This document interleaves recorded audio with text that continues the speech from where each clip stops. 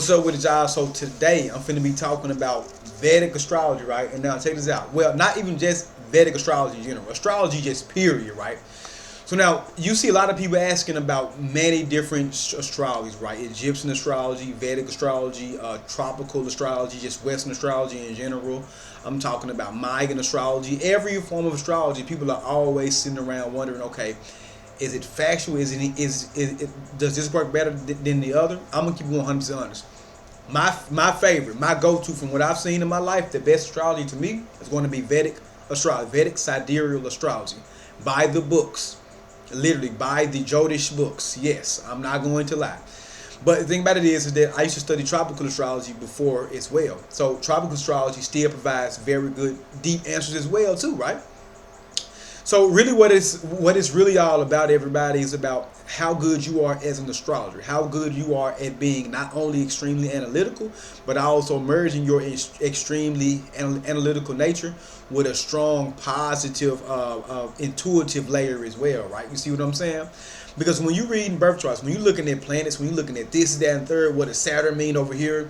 What does Mercury and Gemini mean over here? What does Saturn and Capricorn mean? You got to remember, you have to really have a very strong imagination to be able to say, okay, listen, I analytically understand that this means this represents this as far as the planet separately, and this represents this means this as far as the zodiac sign separately, and this means this and this means that as far as the house separately, right?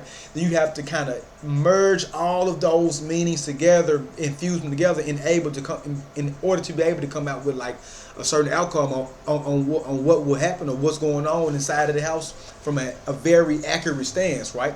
So thing about it is, like, it really depends. Astrology is fluid. I'm not gonna lie. Astrology is a very fluid thing. You understand that? It's very mutable, very adaptable, very flexible at times too. So really all forms of astrology have some form of correct, if it's an actual correct system, because some of these like Egyptian astrologies and all this, I'm not really trusting them because it's not too really known ancient texts on them, and if there are, can we believe them? You know what I'm saying? Because it takes people to decipher them. But it's just a whole bunch of shit I got with ancient Egypt and all the Kemet and all that stuff anyway. But just keeping it honest, right? If you can, I'll say this. If you keep producing real answers from the way you thinking, and it's analytical, and it makes sense and it's practical, and that shit keeps happening, then guess what? Are you wrong? No.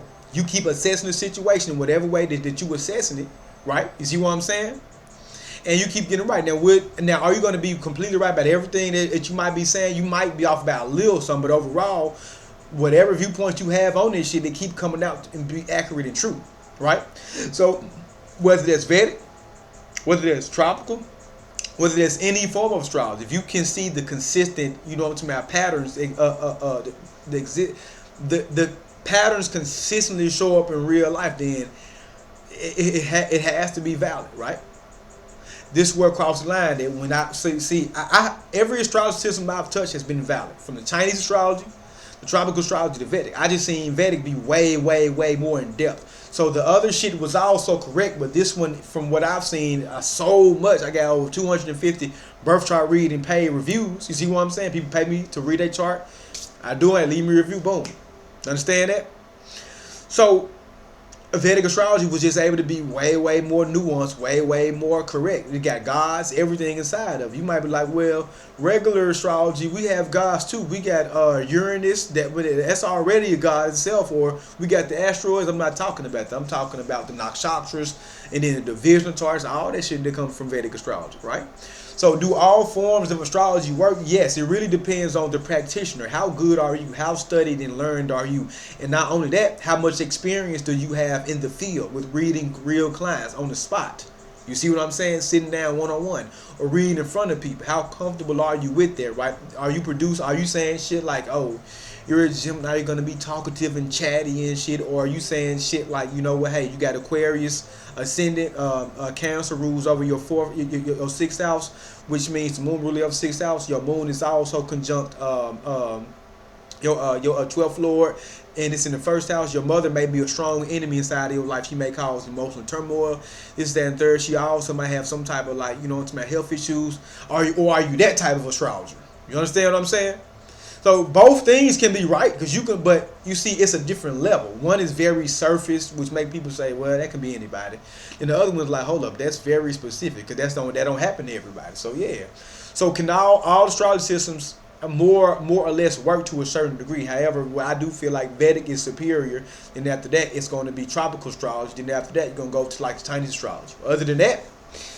That was my strong, amazing opinion on it. If y'all want to come follow me on, well, I suggest y'all do come follow me on my Facebook for sure. I always posting that on there every day about some new astrology content and updates. But other than that, I will holler at y'all later, man. Peace.